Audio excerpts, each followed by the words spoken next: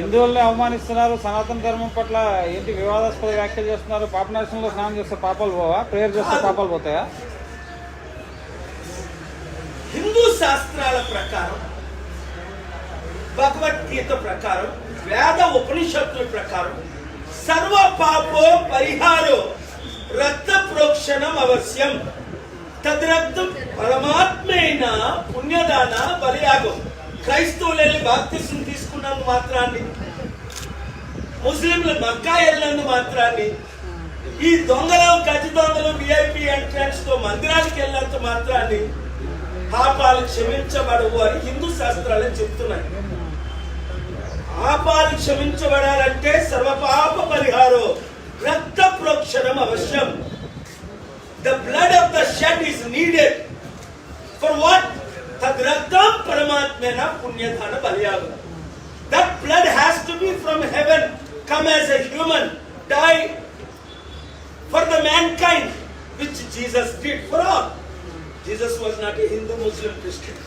So these killers and looters and liars and cheaters are never going to go to heaven, such as Mega Krishna Reddy or Narendra Modi or Chandrababu Naidu, Pawan Kalyan.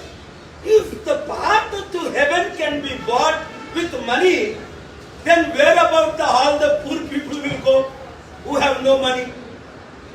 So you can buy justice sometimes temporarily. You can buy every politician, but you cannot buy forgiveness of sin, sanctity of our life, purity of our heart. It has to be sanctified, for which I preach gospel of Jesus for all people of all faiths. Sir ఇక్కడ ఏర్పాట్లు సరిగ్గా చేయకపోవడం తప్ప పుణ్య స్నానాలు రెండు నేను అన్నది ఏంటంటే, ఒకటి పుణ్యక్షేత్రానికి వెళ్ళినందువల్ల, బాప్తిసం తీసుకున్నందువల్ల పాప క్షమాపణ జరగదు. మనసు మారాలి. నువ్వు మర్డర్లు చేసేసి, నువ్వు లూట్ చేసేసి, నువ్వు దొంగతనం చేసేసి, 1,10,000 కోట్లు కాలేసి 48,000 కోట్లు తినేసి, నువ్వు ముఖ్యమంత్రులు డబ్బులు ఇచ్చేసి నేను పరలోకి వెళ్తానంటే అంతకన్నా పెద్ద ఫూల్ ఎవడున్నాడు?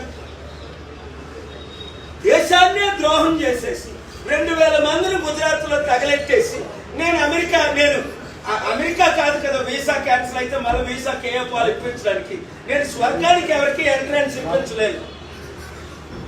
బ్లాక్ లిస్ట్ లో నుంచి మోదీ గారిని తీసా, ఆయన అడిగారు కాబట్టి. కానీ ఆయన స్వర్గానికి రూట్ ఏంటంటే మోదీ గారు పాప క్షమాపణ పొందాలి, మారు మనసు పొందాలి, మంచితనం స్టార్ట్ చేయాలి. ఇలాంటి చేస్తేనే స్వర్గం.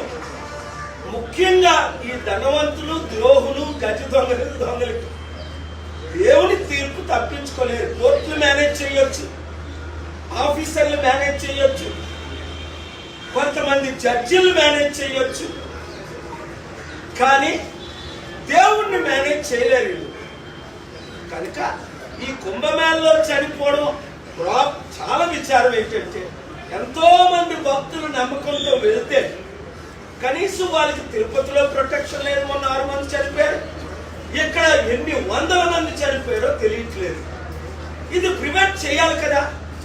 ఒక మనిషి జీవితం విలువ ఎంత కాపాడాలి. ఎవరిది బాధ్యత? ముఖ్యమంత్రిది, ప్రధానమంత్రిది. మరి వాళ్ళ బాధ్యత చేపట్టినప్పుడు మళ్ళా విఐపి ఎంట్రన్స్ ఇచ్చినప్పుడు ఏమవుతుంది?